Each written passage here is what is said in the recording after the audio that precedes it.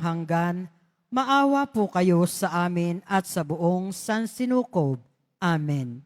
O Jesus, Hari ng awa, kami ay nananalig sa iyo. Pagpalain nawa tayo ng Panginoon, iligtas tayo mula sa lahat ng kasamaan at akayin tayo sa buhay na walang hanggan. Amen.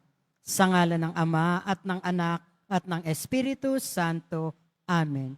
Magsiupo muna ang lahat.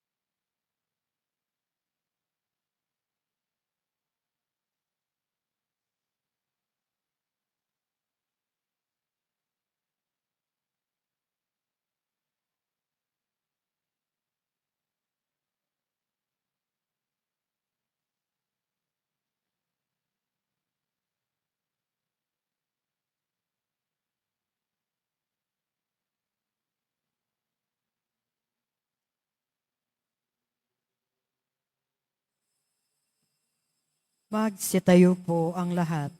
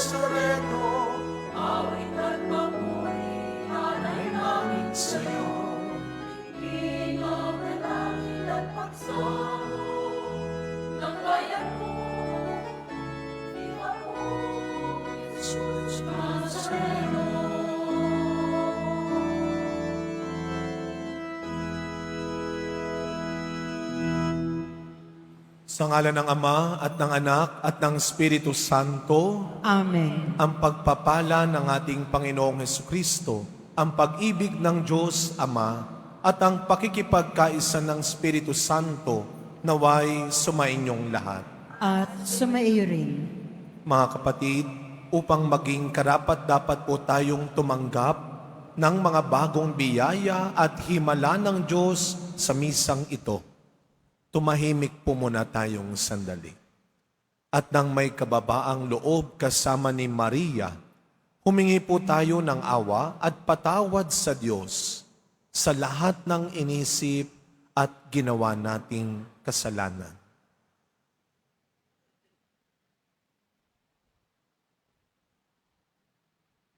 Sinugong tagapagpagaling sa mga nagsisisi, Panginoon, kaawaan mo kami. Panginoon, kaawaan mo kami. Dumating na tagapag-anyayang mga makasalanay magsisi. Kristo, kaawaan mo kami. Kristo, kaawaan mo kami. Nakaluklok ka sa kanan ng Diyos Ama para ipamagitan kami. Panginoon, kaawaan mo kami. Panginoon, kaawaan mo kami. Kaawaan tayo ng makapangyarihang Diyos, patawarin tayo sa ating mga kasalanan at patnubayan tayo sa buhay na walang hanggan. Amen. Manalangin po tayo.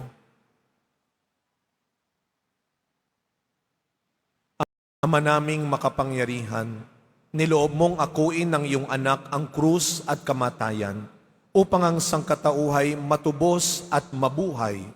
Ang pag-ako namin sa krus at kamatayan dito sa lupa ayon sa diwa ng pagsunod sa iyong loob na ginanap ng iyong anak ay magpagindapat nawang aming kamtin ang lubos na katubusan at pagkabuhay sa iyong piling.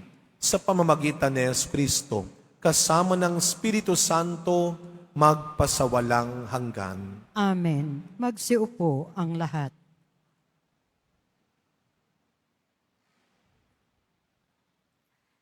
Pagbasa mula sa unang aklat ng mga hari.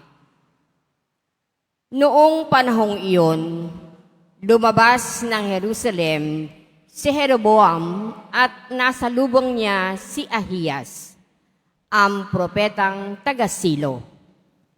Ito'y nag-iisa at bago ang dalang balabal. Walang ano-ano'y inalis ni Ahiyas ang kanyang balabal at pinagpunit-punit sa 12 piraso. Sinabi niya kay Jeroboam, kunin mo ang 10 piraso sapagkat ganito ang ipinasasabi ng Panginoon, ang Diyos ng Israel. Hahatiin ko ang kaharian ni Solomon at ibibigay ko sa iyo ang 10 lipi. Matitira sa kanya ang isang lipi alang-alang kay David na aking lingkod at alang-alang sa Jerusalem, ang lungsod na aking hinirang sa lahat ng lipi ng Israel. Buhat noon hanggang ngayon, humiwalay ang 10 lipi ng Israel sa paghahari ng angkan ni David. Ang salita ng Diyos. Salamat sa Diyos.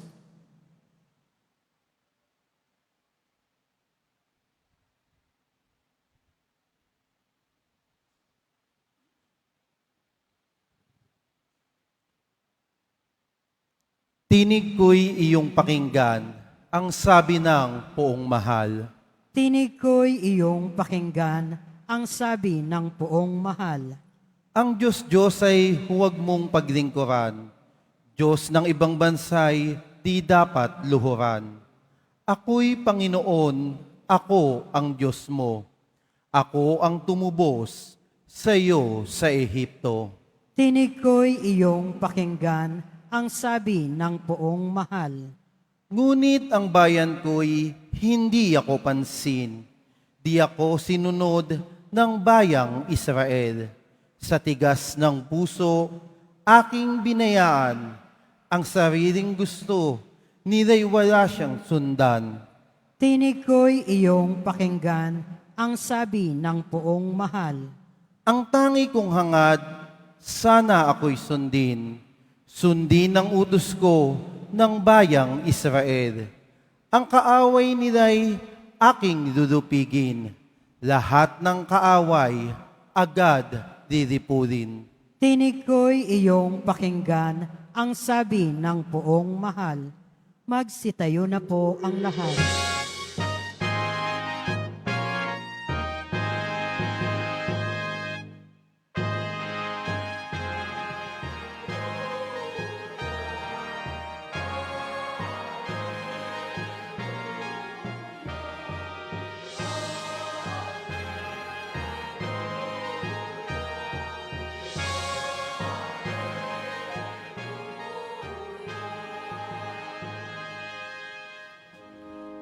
Kami iyong pangaralan upang aming matutuhan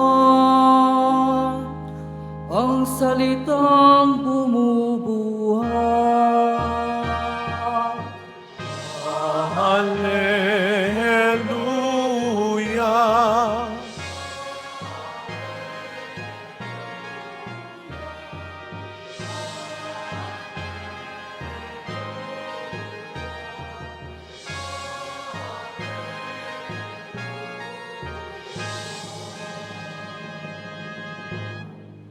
Sumainyo ang Panginoon.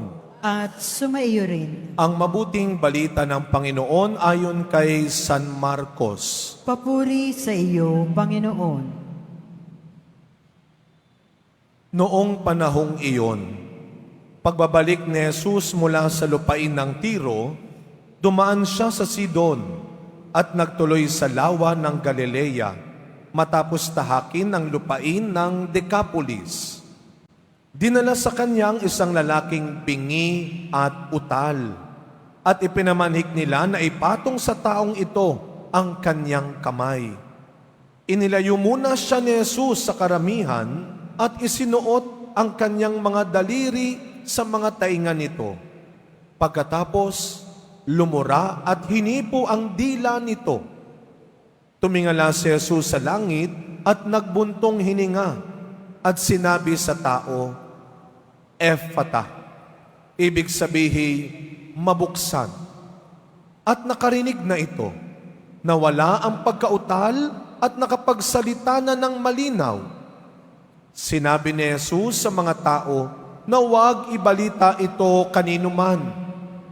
Ngunit kung kailan sila pinagbabawalan, ay lalo naman nilang ipinamalita ito. Sila'y lubhang ng gilalas at ang wika. Anong buti ng lahat ng kanyang ginawa? nakaririnig na ang bingi, at nakapagsasalita ang pipi. Mga kapatid, ang mabuting balita ng Panginoon. Pinupuri ka namin, Panginoong Heso Kristo. Magsiupo ang lahat. Good afternoon po sa inyong lahat. Pakibati ho muna mga katabi natin ng good afternoon. At mga kapatid, ngayon po ay araw ng Biyernes, muli tayo nagkakasama-sama ang araw bago ang tinatawag nating araw ng mga puso bukas. Pero ngayon pa lamang, ipinapakita na natin ang ating pinakadakilang tinanggap na pagmamahal mula sa ating Poong Jesus Nazareno. Kaya bigyan natin siya ng palakpak, ng pasasalamat at papuri. Mas malakas sa palakpak para sa ating pinakamamahal na Poong Jesus Nazareno. Ngayon ho ay Biyernes, kanina bago umalis, okay ng umaga, sabi sa akin nung aking nakasalubong father, mag-iingat ka. Biyernes ngayon, o ano naman, hindi mo ba alam? Kung anong petsa ngayon, o ano, 13. Yun nga, mag-iingat ka. Bakit? Friday the 13th. Sus ko po, parang hindi nagsisimba. Malas daw. Pero wag niyong kakalimutan, ngayon din ay Friday, payday. No? Kaya kung iba ay malungkot, natatakot, yung iba naman ay tuwang-tuwa. At sila ngayon ay tatanggap na kanilang sweldo. Alam nyo, maniwala ho tayo. Walang pangit na araw na ginawa ang Diyos. Amen? Walang pangit na araw na ginawa ang Diyos. Kaya napakaganda nung ngayon pa lamang, yung huling bahagi ng aking binasang ebanghelyo. Ano ang sabi dito?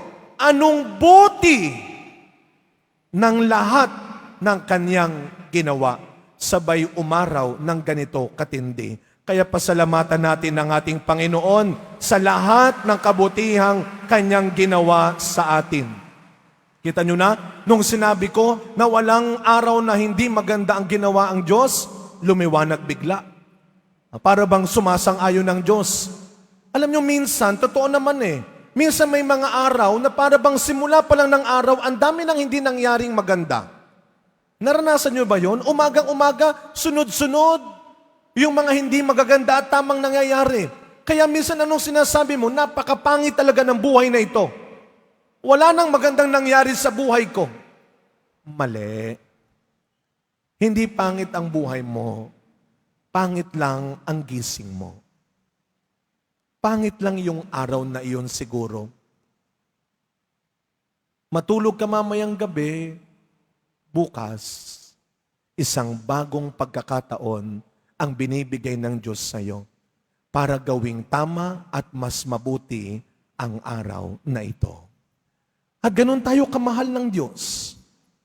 Pero alam niyo po kami dito sa Archdiocese of Manila, kami pong mga pari actually ay nalulungkot ngayon, nagluluksa kami sapagkat isang kapatid na pari ang nawala ho sa amin.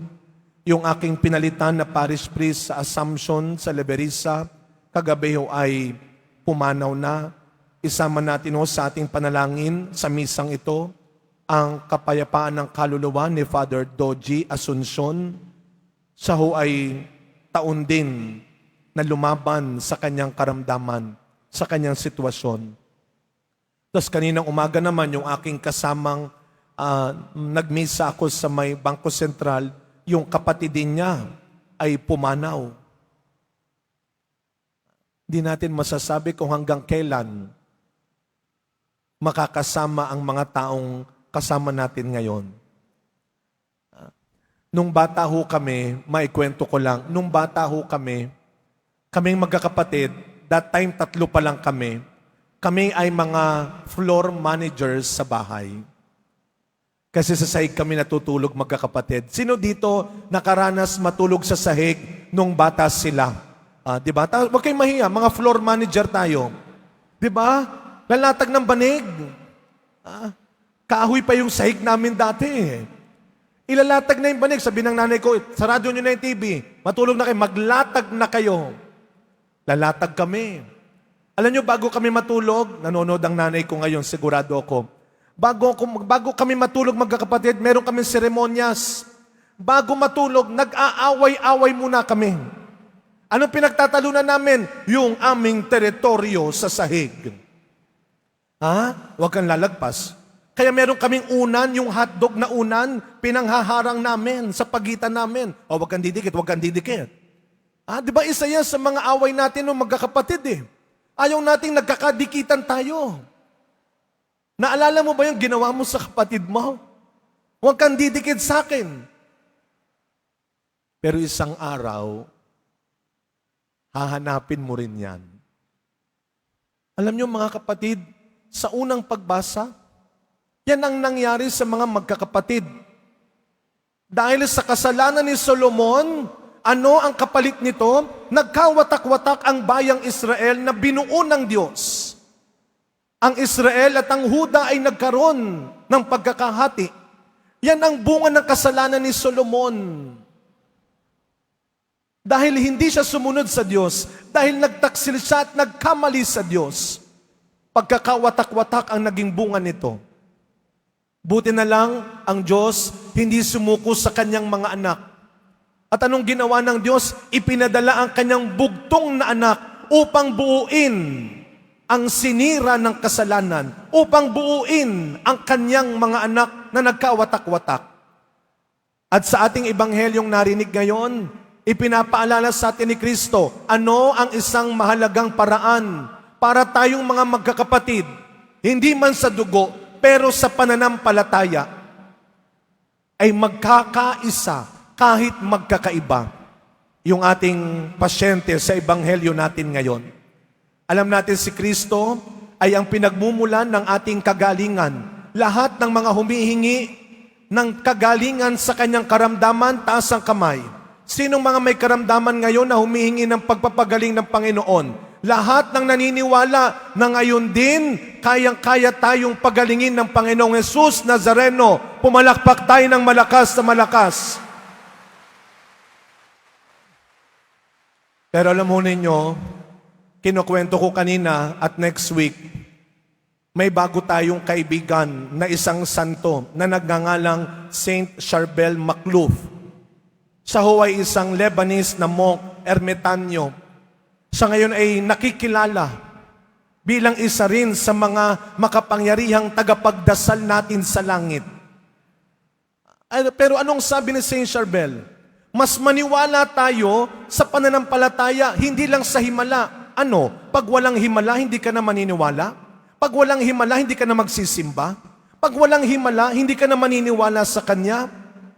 Huwag niyong kakalimutan, ang unang pinagagaling sa atin ay ang pananampalataya natin.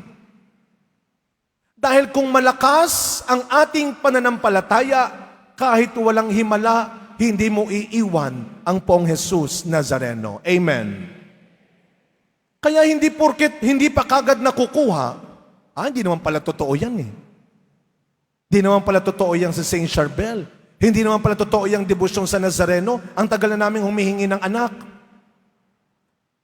Ang tagal ko nang humihingi makasampa ng barko.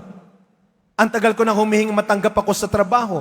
Ang tagal ko nang hinihinging magbago ng asawa ko. Pero hindi mo ba napapansin?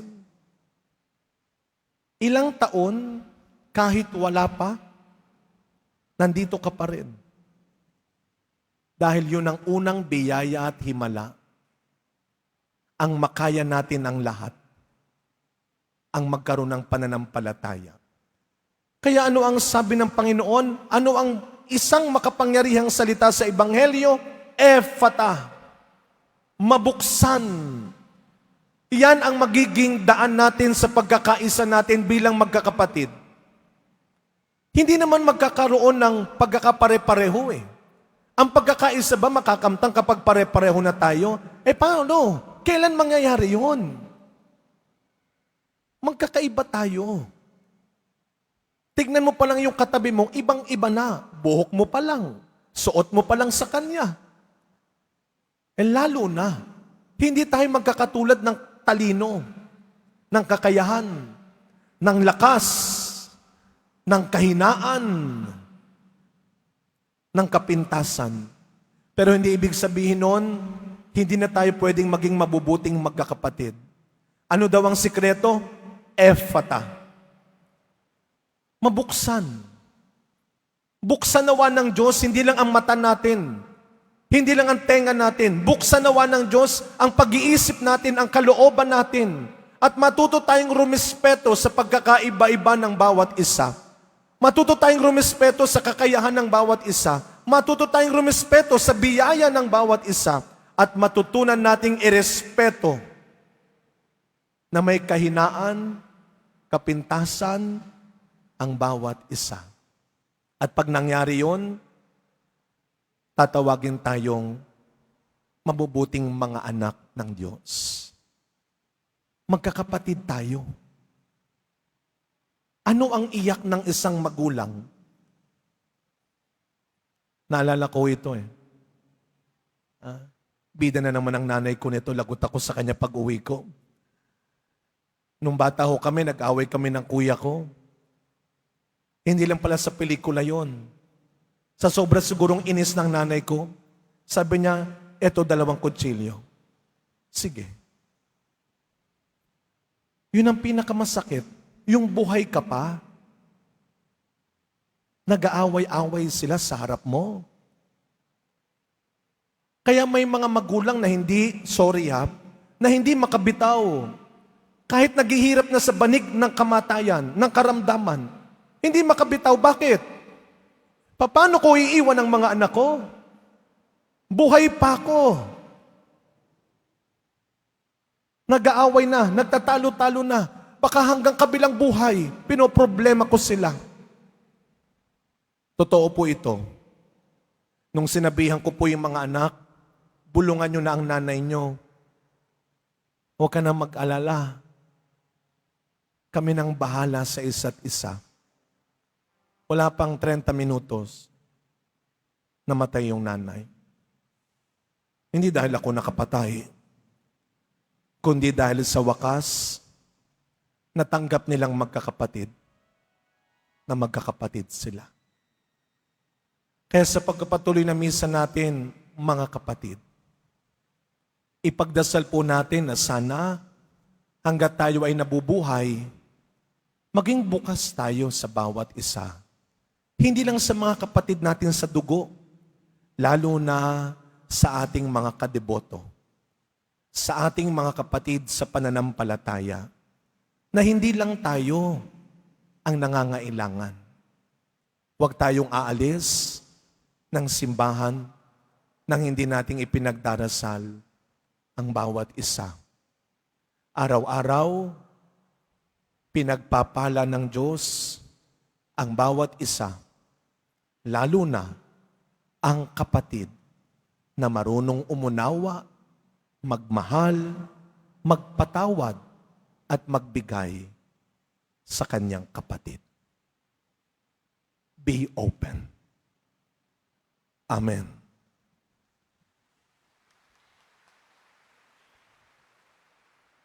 Magsitayo na po ang lahat.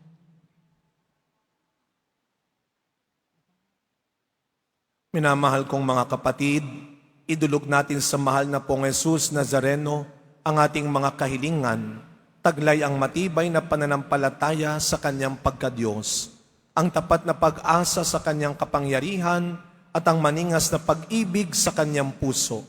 Sa bawat kahilingan ang ating pong itutugon, mahal na pong Jesus Nazareno, kaawaan mo kami. Mahal na poong Jesus Nazareno, kaawaan mo kami. Upang ang Eukaristya na ating tinatanggap sa komunyon at inihahandog sa misa bilang alaala ng mga hirap ng mananakop ay magdulot sa atin ng wagas na pagmamahal sa Diyos at sa kapwa. Manalangin tayo. Mahal na poong Jesus Nazareno, kaawaan mo kami. Upang ang panalangin ni Jesus Nazareno sa halamanan ng Getsemani, na dito'y pinawisan siya ng dugo, ay maghasik sa atin ng pagkahilig sa panalangin, na siyang mabisang lunas sa lahat ng karamdaman ng tao. Manalangin tayo. Mahal na poong Jesus Nazareno, kaawaan mo kami. Upang ang koronang tinik, damit na purpura, at krus ay magpaalaala sa atin ng kanyang mga aral at simulain bilang hari ng sanlibutan ay dapat maghari sa ating isipan, angkan at lipunan.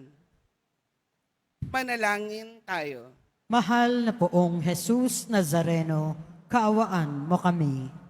Upang sa bisa ng kanyang pagpapasa ng krus sa mga lansangan sa Jerusalem, ay matuto tayong makiramay at makihati sa mga kahirapan at tiisin ng kapwa. Manalangin tayo. Mahal na poong Jesus Nazareno, kaawaan mo kami. Upang tulungan tayo ng mahal na Birhen, ina ng hapis, na maging tunay na larawan ng kanyang anak sa isip, wika at gawa, nang sa gayon ay makamit ang ating kahilingan sa poong Jesus Nazareno. Manalangin tayo. Mahal na poong Jesus Nazareno, kaawaan mo kami. Sa ilang sandali ng katahimikan, ating ipanalangin ang iba pang mga pangangailangan ng ating pamayanan. Gayon din ang mga intensyon na inialay sa misa sa araw na ito at isama rin natin ang ating mga pansariling kahilingan. Ipagdasal din po natin ang mga kapatid natin at mga kaibigang itinuturing na kapatid na may karamdaman na malayo sa atin ngayon at dumadaan sa matinding pagsubok. Manalangin tayo. Mahal na poong Jesus Nazareno, kaawaan mo kami. Ama naming mapagmahal, nahayag sa salita, gawa, buhay at kamatayan ng iyong anak na ang Diyos ay pag-ibig. Maipahayag dinawa namin ang katotohanan ito sa pamamagitan ni Jesus Nazareno, Panginoon namin, magpasawalang hanggan. Amen. Magsiupo ang lahat.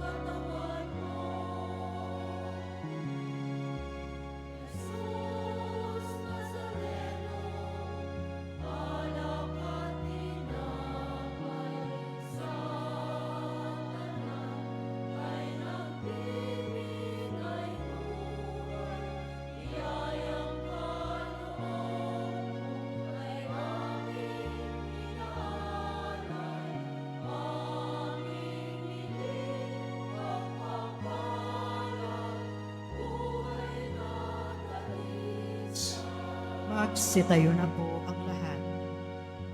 Manalangin kayo mga kapatid upang ang paghahain natin ay kalugdan ng Diyos amang makapangyarihan.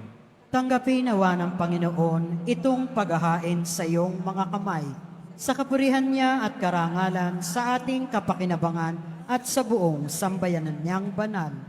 Ama naming lumikha, sa ikapagpapatawad ng mga kasalanan, maganap nawa ang paghahain ito na sa dambana ng krus ay siyang pumawi sa kasalanan ng buong mundo. Sa pamamagitan ni Jesucristo, kasama ng Espiritu Santo, magpasawalang hanggan. Amen. Sumainyo ang Panginoon. At sumaiyo rin. Itaas sa Diyos ang inyong puso at diwa. Itinaas na namin sa Panginoon. Pasalamatan natin ang Panginoong ating Diyos. Marapat na siya ay pasalamatan. Ama naming makapangyarihan, tunay nga pong marapat na ikaw ay aming pasalamatan. Iyong ipinasyang sa kahoy na krus ang sangkatauhay tubusin ni Jesus. Sa punong kahoy nagkapuwang ang kamatayan. Sa kahoy na krus, itinanghal ang pagkabuhay. Sa punong kahoy na naig ang sumuway sa iyo. Sa kahoy na krus, siya'y nadaig ng masunuring anak mo. Kaya kaysa ng mga anghel na nagsisiawit ng papuri sa iyo, nang walang humpay sa kalangitan, kami nagbubunyi sa iyong kadakilaan.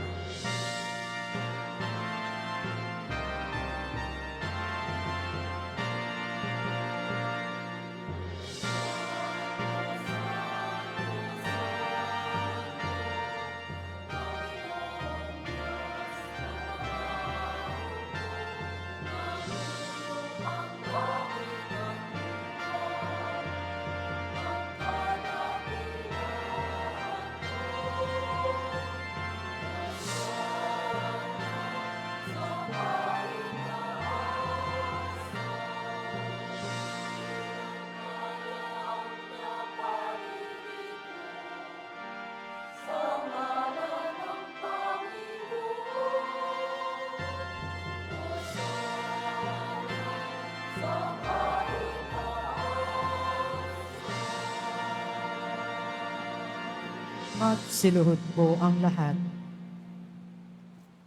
Ama naming banal, ikaw ang bukal ng tanang kabanalan. Kaya't sa pamamagitan ng iyong Espiritu, gawin mo pong banal ang mga kaloob na ito upang para sa amin maging katawan at dugo ng aming Panginoong Hesukristo. Bago niya, pinagtiisang kusang loob na maging handog. Hinawakan niyang tinapay, pinasalamatan kanya, pinaghati-hati niya iyon. Iniabot sa kanyang mga alagad at sinabi, "Tanggapin ninyong lahat ito at kanin. Ito ang aking katawan na ihahandog para sa inyo."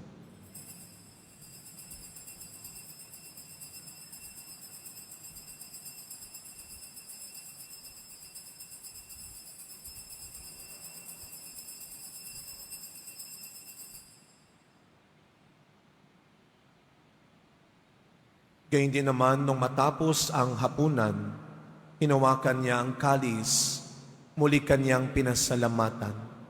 Iniabot niya ang kalis sa kanyang mga alagad at sinabi, "Tanggapin ninyong lahat ito at inumin. Ito ang kalis ng aking dugo, ng bago at walang hanggang tipan. Ang aking dugo na ibubuhos para sa inyo at para sa lahat.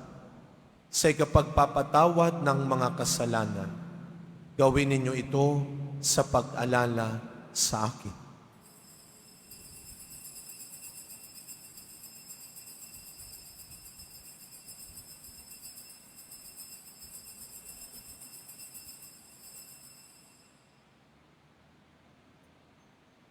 Magsitayo po ang lahat.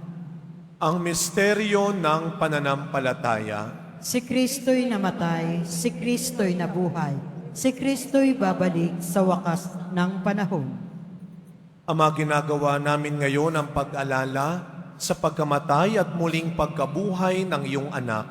Kaya tinaalay po namin sa iyo ang tinapay na nagbibigay buhay at ang kalis na nagkakaloob ng kaligtasan. Kami po ay nagpapasalamat dahil kami iyong minarapat na tumayo sa harap mo para maglingkod sa iyo. Isinasamo namin kaming magsasalo-salo sa katawan at dugo ni Kristo ay mabuklod sa pagkakaisa sa pamamagitan ng Espiritu Santo. Ama, lingapin mo po ang iyong simbahang laganap sa buong daigdig. Puspusin mo po kami sa pag-ibig kaysa ni Leon na aming Santo Papa at ni Jose na aming Arsobispo at ng Tanang Kaparian.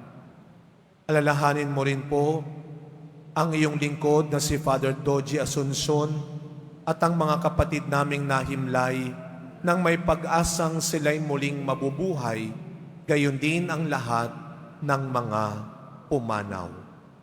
Tahimik nating ipagdasal ang mga kaluluwa ng mga kapatid at yumao na nating mahal sa buhay.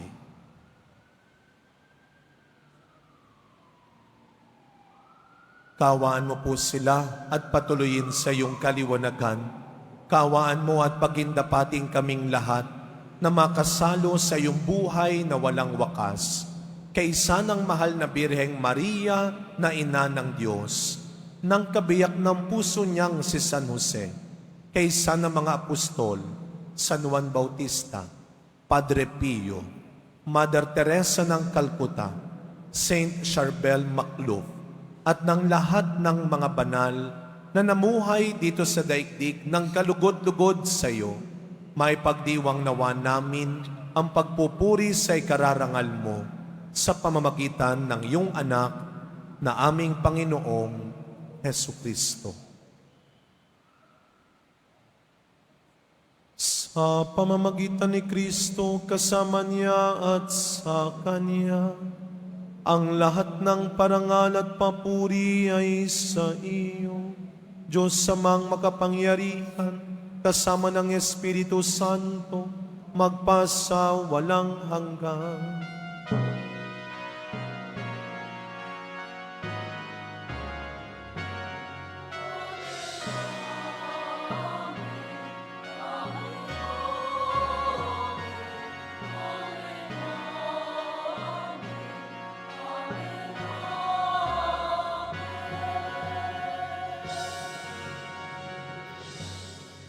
Bilang mga anak ng ating mapagmahal na Ama sa langit, buong tiwala nating awitin ang panalangin turo ni Kristo.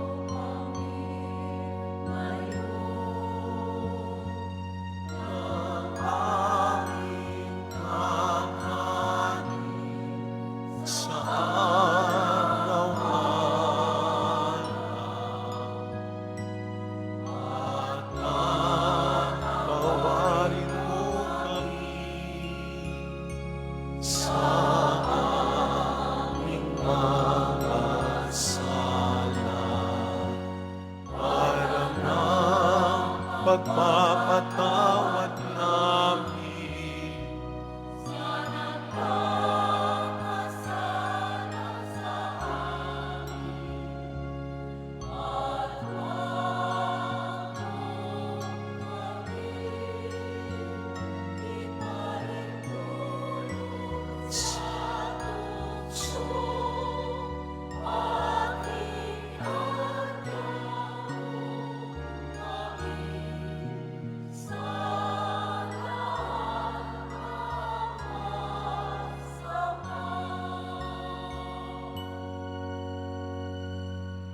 Inihiling po namin kami adya sa lahat ng masama, pagkalooban ng kapayapaan araw-araw, iligtas sa kasalanan at ilayo sa lahat ng kapahamakan, samantalang aming pinananabikan ang dakilang araw ng pagpapahayag ng tagapagligtas naming si Hesukristo. Sapagkat iyo ang kaharian at ang kapangyarihan at ang kapurihan magpakailanman. Amen. Panginoong Kristo, sinabi mo sa iyong mga apostol, kapayapaan ang iniiwan ko sa inyo.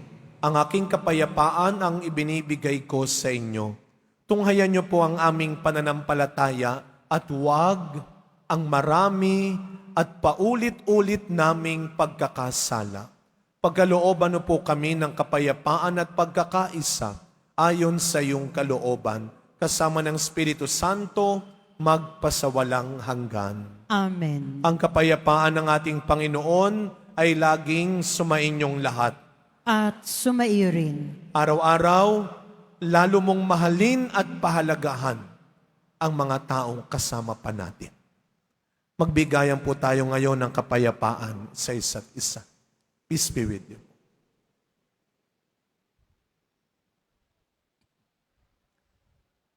Kordero ng Diyos na nag-aalis ng mga kasalanan ng sanlibutan, maawa ka sa amin. Kordero ng Diyos na nag-aalis ng mga kasalanan ng sanlibutan, maawa ka sa amin. Kordero ng Diyos na nag-aalis ng mga kasalanan ng sanlibutan, ipagkaloob mo sa amin ang kapayapaan. Magsiluhod po ang lahat.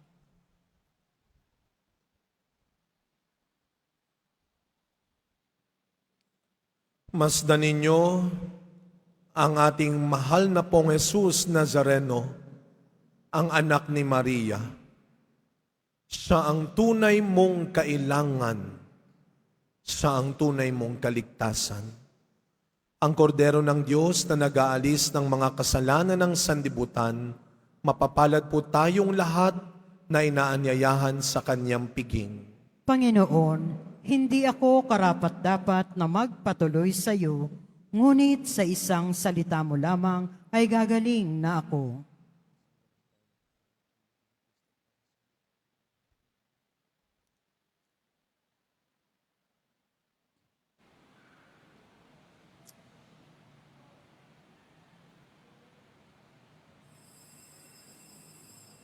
Para sa lahat ng tatanggap ng banal na komunyon, sasagot po tayo ng amen pagkasabi ng pari o lay minister ng katawan ni Kristo at isubo agad sa bibig bago umalis sa harapan ng pari o lay minister. Sumunod po tayo.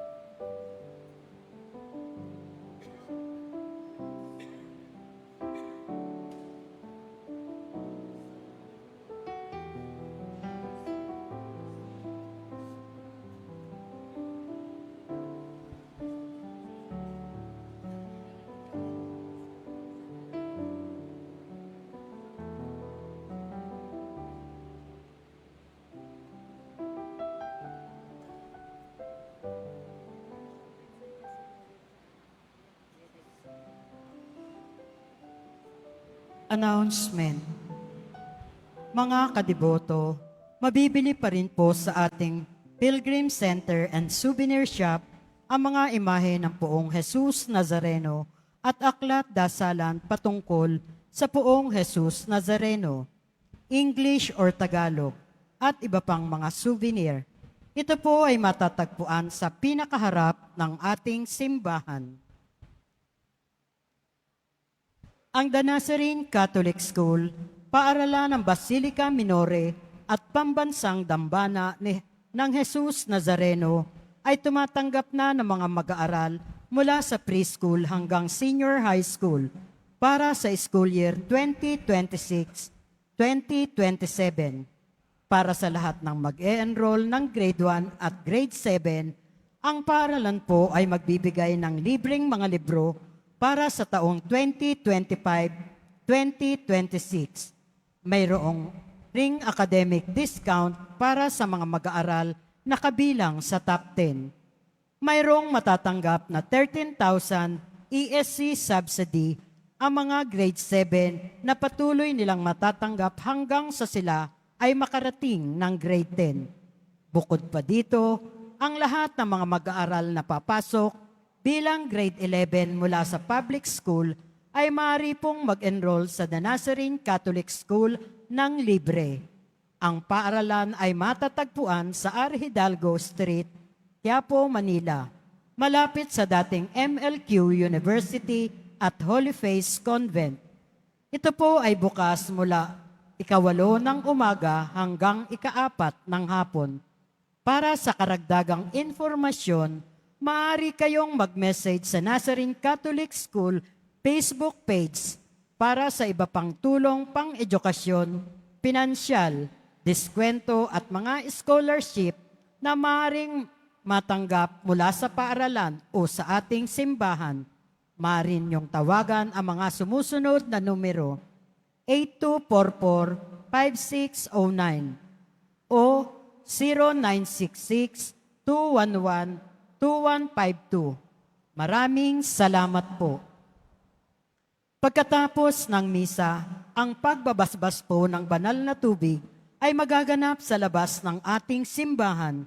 Pinakikiusapan ng lahat na ang tanging labasan o exit ay sa Quezon Boulevard at Plaza San Juan lamang. Iwasan po natin ang magtulakan. Sumunod po tayo. Maraming salamat po sa inyong pagdalaw at pagsisimba sa Basilica Minor at Pambansang Dambana ni Jesus Nazareno. Magsiluhod po ang lahat at dadasalin natin ang panalangin sa mahal na Poong Jesus Nazareno. Mahal na Poong Jesus Nazareno, banal ang iyong pangalan. Dinadakila at pinasasalamatan ka namin. Nagpakababa ka at sumunod sa kalooban ng Ama. Pinasan mo ang krus at nag-alay ng buhay para sa aming kaligtasan.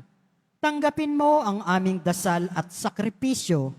Itulot mo na kaming sumasamo ng buong katapatan at pagmamahal, magbahagi ng mabuting balita, magsisi at itakwil ang kasalanan at masama, at maghatid ng awa at kapayapaan sa aming kapwa. Ipinagkakatiwala namin sa iyo ang lahat-lahat sa amin. Ipinapanalangin namin ang mga nangangailangan ng iyong tulong. Ipinapaubaya namin sa iyo ang aming mga kahilingan. Itong aming pagdedebosyon at panata ay lalo nawang magpalapit sa amin at sa iyo at sa aming kapwa upang nagmamahal at nagkakaisa kaming magtaguyod ng iyong kaharian dito sa lupa hanggang sa langit, na aming tunay na tahanan, kung saan naghahari ka sa kaluwalhatian, magpa sa walang hanggan. Amen. Magsitayo na po ang lahat. Manalangin po tayo. Panginoong Jesucristo, kaming nagsalo-salo sa banal na pakikinabang ay nakikiusap po sa iyo na ang mga nasagip ng kahoy na krus na nagbibigay buhay ay iyong ihatid sa pagkabuhay sa kaluwalhatian, sapagkat ikaw ang Panginoon magpasawalang hanggan. Amen. Manalig ka na walang masasayang sa ginagawa mong pagtulong at sakripisyo para sa kanila. Gagantimpalaan ka ng Diyos, hindi dahil ikaw ang pinakamabait, matalino at mayamang kapatid, kundi dahil sinikap mong maging maputi sa kanila. Sumainyo ang Panginoon. At sumaiyo rin. Yumuko po kayo habang ginagawad ang pagbabasbas. Mahal na pong Jesus Nazareno, inihayag mo sa pamamagitan ng krus ang walang maliw na pag-ibig ng Diyos sa sangkatauhan. Pakinggan mo ang kahilingan lalo na para sa mga nangangailangan ng iyong tulong at awa. Makamtam nawa namin ang iyong kasagutan na may utang na loob na tinatanaw. Basbasan din po ninyo itong mga imahen at dasalan upang lalo kaming manalangin at magtiwala. Sa pamamagitan ng bendisyon na ito, naway lalo kaming maging mapaglingkod, masunurin at tapat sa iyo na aming maluwalhating Panginoon magpasawalang hanggan. Amen. Naway pagpalain at ingatan ang inyong pamilya ng ating mapagmahal na Diyos, Ama, Anak, at Espiritu Santo. Amen. Tapos na po ang ating pagdiriwang, humayo kayong taglay ang pag-ibig ng Poong Jesus Nazareno. Salamat sa Diyos.